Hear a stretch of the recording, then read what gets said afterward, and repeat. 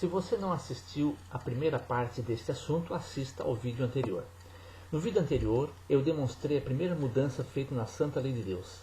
No geral, os católicos não sabem que os 10 mandamentos do catecismo são diferentes dos 10 mandamentos que estão na Bíblia.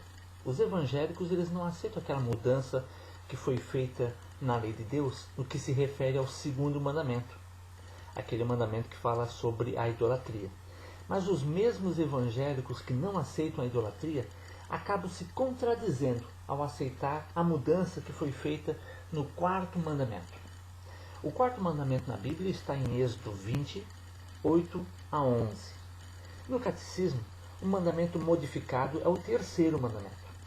Você se lembra por que é que ele é o terceiro e não é o quarto como está na Bíblia? É que o segundo mandamento da Bíblia foi arrancado e destruído pela Igreja Católica. Assim o terceiro mandamento passa a ser o segundo, o quarto mandamento da Bíblia passa a ser o terceiro no catecismo, o quinto passa a ser o quarto e assim sucessivamente.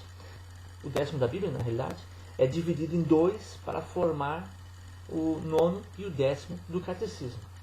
A manobra que foi feita, né? Conforme eu expliquei no vídeo anterior. Confira lá, caso você não tenha assistido. O terceiro mandamento no catecismo diz assim: guardar domingos e festas. Mas o que diz, no caso, o quarto mandamento da Bíblia? Em Êxodo 20, verso 8 a 11. Confira na sua Bíblia. Qualquer Bíblia, pode ser uma Bíblia católica, qualquer uma delas apresentará exatamente, ou com palavras diferentes, mas querendo dizer a mesma coisa. O que é que diz? Êxodo 20, 8 a 11. Por acaso diz ali guardar domingos e festas? Diz isso? Não, não diz isso. Lá diz claramente sábado. Se você tiver um voo marcado para o sábado e você for lá no aeroporto no domingo, será que você vai perder esse voo? Você não só vai perder, como já perdeu, né? Domingo é um dia e o sábado é outro dia.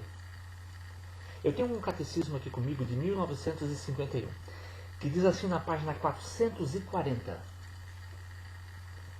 a Igreja de Deus, ali falando da Igreja Católica, a Igreja de Deus, porém, achou conveniente transferir para o domingo a solene celebração do sábado. Olha que interessante, chama ali de a solene celebração do sábado. E diz assim que a Igreja achou conveniente, olha que interessante, achou conveniente mudar. A adoração a Deus agora se tornou uma questão de conveniência para a Igreja Católica, por ser mais confortável, por ser do interesse, para saciar ali o gosto. Deus, porém, diz sábado e a Igreja Católica disse domingo. Quem manda mais? A quem devemos obedecer? Atos 5:29 diz assim: então Pedro e os demais apóstolos afirmaram: mais importa obedecer a Deus do que aos homens. Texto claríssimo, né? Nesse outro livro, nesse livro aqui chamado Perguntas e Respostas, também agora do ano de 1931, no capítulo que fala que é sábado ou domingo, tem ali perguntas e respostas, né? A pergunta diz assim: que dia da semana a Bíblia manda santificar? A resposta: o sábado. Claro, isso é óbvio. Mais abaixo tem outra pergunta interessante. Veja só a pergunta, diz assim: mas a Bíblia manda observar o domingo em vez do sábado? A resposta, óbvia, é claro, não. Em nenhum lugar na Bíblia você vai encontrar dizendo para guardar o domingo. Isso é invenção. Próxima pergunta: quem mudou o dia de sábado para domingo? Resposta: a Igreja Católica. Olha, eles mesmos admitem essa mudança. Não é uma coisa assim. Hoje em dia eles até podem vir com um discurso diferente, mas um tempo atrás eles admitiam assim claramente que eles mesmos tinham feito essa mudança. Mas olha só, ainda continua aqui, ó, a pergunta: mas os protestantes observam o descanso no domingo? Daí uma resposta, um complemento ali, diz assim: então, neste ponto seguem a tradição católica, contra a qual sempre estão a clamar. E é verdade, né? Tem lógica nisso aí. Vejam quantas palavras reveladoras. Né? Resumindo, é o seguinte: a Igreja Católica assume que foi ela quem mudou o dia do Senhor, do sábado para o domingo. Então, e os protestantes e evangélicos e demais que não guardam o sábado estão seguindo o quê? Uma das tantas tradições da Igreja Católica. Os protestantes, os evangélicos que dizem seguir a Bíblia, e a Bíblia somente, estão seguindo as tradições católicas, se eles não guardarem o sábado. E o livro católico ele continua dizendo assim, ó, a pergunta: que dizer, pois, dos protestantes que, não reconhecendo a tradição e o poder da Igreja Católica, guardam o domingo em vez do sábado? Aí a resposta: ou devem guardar o sábado, ou estão em contradição com a Bíblia. É isso aí, está certo. O raciocínio está correto. Qualquer evangélico que não guarda o sábado está em contradição com a Bíblia. Isso é claríssimo. Agora, porém, qualquer pessoa, quer seja católico, evangélico, protestante, não interessa, que siga uma tradição que é contrária aos mandamentos de Deus, está adorando a Deus em vão. Veja o que está escrito em Mateus capítulo 15, versículo 3. Diz assim: por que transgredis vós também o mandamento de Deus por causa da vossa tradição? Uma pergunta. As pessoas às vezes querem guardar uma tradição e em função de guardar essa tradição, elas acabam que transgredindo o mandamento de Deus. Mateus capítulo 15, o verso 6 agora diz assim: e assim invalidastes a palavra de Deus por causa da vossa tradição. E o verso 9: e em vão me adoram, ensinando doutrinas que são preceitos de homens. Adoração a Deus em vão. Se você seguir uma tradição como sendo superior à palavra de Deus, principalmente quando a tradição ela é contrária à palavra de Deus ou contrária ao mandamento de Deus, você acaba que por adorando a Deus em vão. Em Marcos, no capítulo 7, verso 9, tem mais um complemento. Marcos 7, verso 9. E disse-lhes ainda: jeitosamente rejeitais o preceito de Deus para guardardes a vossa própria tradição. Né? Olha só que interessante esse texto, né? Jeitosamente, vai dando um jeitinho aqui, acha conveniente, né? Mas está adorando a Deus em vão. A Bíblia diz que está adorando a Deus em vão. Isso não te assusta?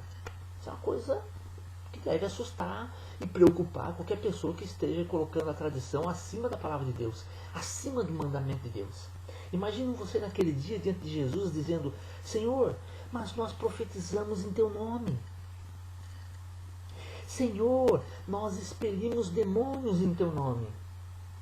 Senhor, nós fizemos muitos milagres em teu nome. Mateus 7, 23 diz assim: então lhes direi explicitamente: nunca vos conheci, apartai-vos de mim, os que praticais a iniquidade. Jesus não está falando isso para ateus, ou para assassinos, ou para esses grupos que não acreditam em Deus, mas para pessoas que citam o nome de Deus, para cristãos, pessoas que se dizem cristãs, para pessoas que profetizam em nome de Jesus, para pessoas que expulsam demônios em nome de Jesus, para pessoas que curam em nome de Jesus. O que ele diz? Nunca vos conheci. Mas por que é que Jesus não conhece essas pessoas? O próprio verso ele responde. Mateus 7, 23 já responde, olha só. Porque elas praticam a iniquidade. No grego a palavra iniquidade é anomia. Anomia, né? As normas, as leis. E a negação. Então a negação da lei. A violação da lei. Em outras palavras é o seguinte: não adianta nada, é em vão você profetizar, expulsar demônios, curar, mas não querer guardar, por exemplo, o sábado ou qualquer um dos outros mandamentos da santa lei de Deus. Você está praticando iniquidade, anomia, negação, violação da lei de Deus. E isso é tudo assim, muito sério. Isso é uma questão de vida ou morte. Por isso que Deus ele diz assim: escolha, pois, a vida, para que vivas. Esse é o conselho divino, para que você seja fiel aos 10 mandamentos de Deus. Não se deixe enganar, siga a verdade que liberta. No nosso próximo estudo, nosso próximo vídeo, eu quero abordar o tema do adultério religioso, adultério espiritual. O livro do Apocalipse apresenta uma grande prostituta e suas filhas. As filhas, lembre-se, têm o mesmo DNA da mãe. Em Ezequiel 23, 37 e 38, apresenta ali o DNA, que é a idolatria, nós já vimos no vídeo anterior, e a transgressão do sábado, tema deste vídeo. Eu continuarei a falar sobre isso no nosso próximo vídeo. Até mais.